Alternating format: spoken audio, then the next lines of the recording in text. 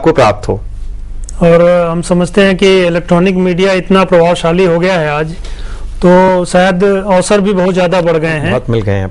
तो इसलिए जो इस क्षेत्र में अपना करियर चाहते हैं शायद उनके लिए सुनहरा अवसर है।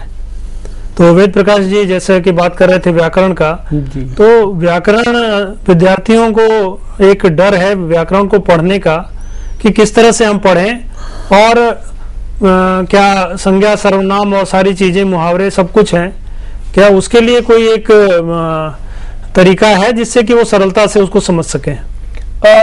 देखिए, हम जो बात कर रहे थे कि एक मानक भाषा के रूप में तो हमें हर भाषा को सीखना ही पड़ता है, चाहे वो हमारी मातृभाषा ही क्यों न हो। हम अच्छी किताबें पढ़ें। दूसरा, हम अपने वाक्य विन्यास पर ध्यान दें। हम खुद पहचान जाते हैं, हम दरअसल हम में से अधिकतर लोग अपना लिखा हुआ खुद ही ध्यान से पढ़ते नहीं हैं। अगर हमने अपना वाक्य लिखा है उसको हम ठीक तरह से पढ़ें तो देखेंगे कि उसमें कई गलतियां छूट जाती हैं। संज्ञा के अनुसार क्रिया कैसे होगी, क्रियाओं के अनुसार दूसरी चीजें वाक्य में कैसे होंगी, ये वाक्य विन्यास को हमें देखना चाहिए। और हम ये अक्सर सबसे ज्यादा अगर उत्तर पुस्तिकाओं में गलतियां होती हैं तो वो व्याकरण की होती है। और व्याकरण ऐसे ही नहीं आता, ये जीवन की एक पूरी व्यवस्था है जो हमारी भाषा में ढलता है। तो इस व्यवस्था, जैसे हम पूरे जीवन में व्यवस्था को देखते हैं उसी तरह से हम अपनी भाषा में भी हमें एक व्यवस्था है, उसका भी एक सौंदर्य है, उस सौंदर्य को पहचानने की जरूरत है। और आप विद्यार्थी अक्सर ये मानते हैं कि हमें तो संकेत में कुछ चीजों को कह देना है, जो परीक्षक है वो जान लेगा हम क्या कहना चाहते हैं। परीक्षक ये भी देखता है कि आप किस बात को किस तरह से, वो जानता है कि आपका जवाब ठीक है, वो ये भी जानता है कि आप क्या कहना चाह रहा है, इसको भी वो पकड़ रहे हैं। लेकिन वो इस बात पर भी ध्यान दे रहा है कि आप जानते हैं लेकिन आपको ठीक तरह से कहना भी आना चाहिए। भाषा हमारे लिए बहुत बड़ी नियामत है। बच्चा जब तक भाषा नहीं सीखता तब तक वो माँ बाप की उंगली पकड़कर वहां तक ले जाता है जो चीज उसे चाहिए है। आप उस अवस्था के बच्चे तो नहीं है, आपको आना चाहिए कि हम क्या कहना चाहते हैं। इसलिए आपकी अपनी भाषा है, उसे आप जानते भी हैं, लेकिन उसका ग्रामर आप जरूर पढ़ेंगे, उसके व्याकरण को जरूर पढ़ेंगे। उसके बिना कोई अच्छी अभिव्यक्ति आप कभी नहीं कर सकते। और शायद शुद्ध भाषा लिखना तभी हमारे लिए संभव है जब हम व्याकरण पर ध्यान दें। जी बिल्कुल जी। इसी सिलसिले में एक सवाल उठता है कि जब हम लोग अक्सर कॉपियां देखते हैं बच्चों की, तो बहुत सी ऐसी आम भूलें हैं जो अधिकांश बच्चे करते हैं। तो मैं बिसाइया जी से चाहूंगा कि उस पर आप टिप्पणी करें कि आमतौर से किस तरह की गलतियां बच्चे करते हैं परीक्षाओं में। हाँ, लेकिन उससे पहले थोड़ा सा पहले मैं जो डॉक्टर वेद प्रकाश जी ने बात कही उसको थोड़ा सा और आगे बढ़ाना चाहूंगा जी। वो बात यह है कि देखिए, भाषा जो है वो हमारा संस्कार है। जिस तरीके से हमें लगातार बड़े होते होते हुए भी किसी भी स्तर पर लगातार संस्कारित होते रहने की जरूरत होती है। जैसे मैं जब छोटा बच्चा था तो मेरे संस्कारित होने की अपनी जो रिक्वायरमेंट्स थी वो भिन्न थी। जब मैं उससे बड़ा हुआ, स्कूल जाने लगा, तो स्कूल के लिए मुझे एक भिन्न किस्म के और संस्कारों की जरूरत थी। जब मैं और आगे गया, यूनिवर्सिटी पहुंचा, फिर उसके बाद जब मैं अध्यापक बना तो अब मेरे लिए बिल्कुल भिन्न संस्कारों की और जरूरत थी। विद्यार्थी से भिन्न मेरे लिए अब एक अच्छा अध्यापक बनने के लिए जरूरत थी। एक कॉलर हैं, उनको सुन लेते हैं हम जरा। बेगराज हैं छत्तीसगढ़ से, आपका क्या सवाल है? जी सर, नमस्ते। नमस्कार।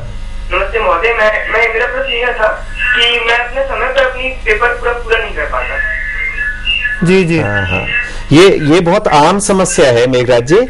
उसमें होता ये है कि आपकी जो परीक्षा होती है वो ये केवल ये नहीं जानना चाहती कि आप किसी चीज को कितना जानते हैं। उसमें ये जाना जाता है कि एक निश्चित समय में आप उस चीज को बता सकते हैं या नहीं। कई बार हम ये समझते हैं कि हम ज्यादा जानते थे, इस वजह से हमारे सवाल छूट गया, और सवाल छूट गया तो हमें जाहिर है कि फिर नंबरों में नुकसान हो गया। तो जो परीक्षा की प्रणाली है वो आपको समय सीमा देती है और उसके साथ अंक विभाजन भी देती है। तो आपको ये तय करना होता है कि आप कितने समय में कितने अंक के लिए काम करने जा रहे हैं।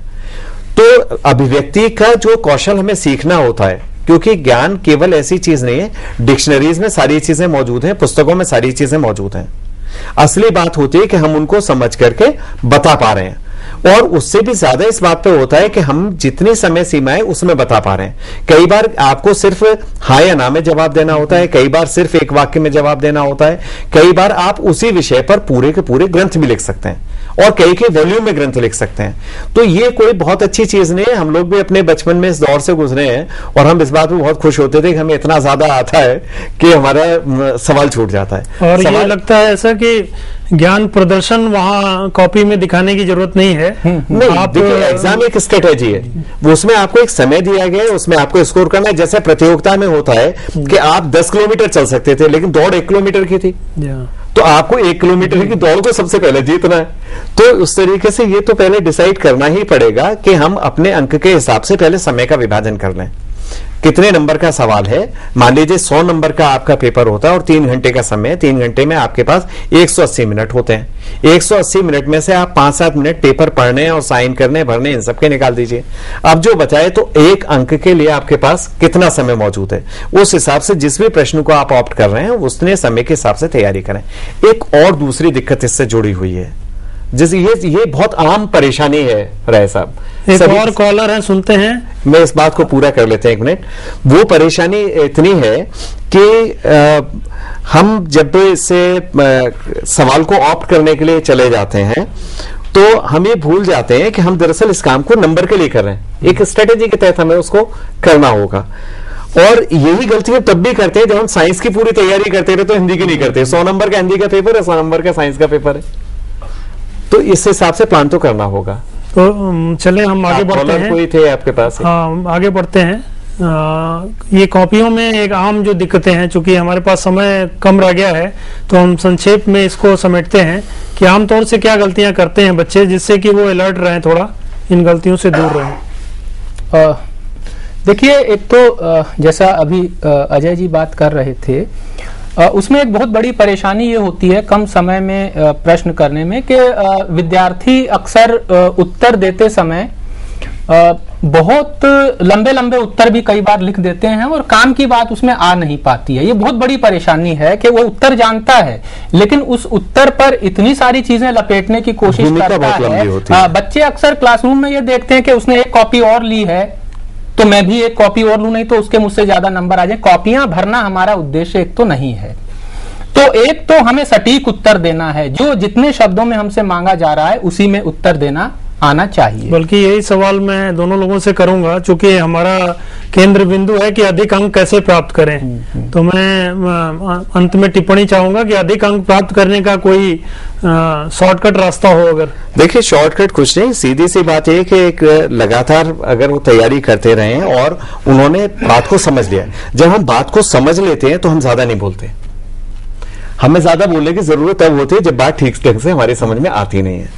तो हमें जो ध्यान रखना है वो ध्यान ये रखना है कि जिस तरीके से मैं आपसे कह रहा था हम लगातार संस्कारित करते हैं, भाषा के लिए हम संस्कारित करें, क्योंकि मूलतः अध्ययन हो या अध्यापन वो हमारे भीतर, मैं आपसे कह रहा था ज्ञान तो किताबों में मौजूद है, हमें क्या जरूरत है। बात ये होती है विद्वान वो होता है जो उस ज्ञान को अपना बना लेता है और केवल अपना नहीं बना लेता बल्कि जरूरत पड़ने पर उस बात को बहुत आसानी से कह देता है। बहुत मुश्किल से कहने वाले बड़े विद्वान नहीं होते, जो बात को आसानी से कह सकें, छोटे में समझा सकें, वो ज्यादा बड़े होते हैं। तो इसके लिए हमें अभिव्यक्ति कौशल की जरूरत होती है, कम्युनिकेशन स्किल, और उसमें भी खासतौर से अभिव्यक्ति हमें आनी चाहिए। अभिव्यक्ति का एक कंपोनेंट है भाषा का वाक्य गठन, व्याकरणिक गठन और स्पेलिंग्स। हिंदी का कोई विद्यार्थी मुझे आसानी से ऐसा नहीं दिखता जो अपने साथ हिंदी का कोश रखता हो। यानी हम शब्द संपदा भी अपनी नहीं बनाना चाहते, हम अंग्रेजी में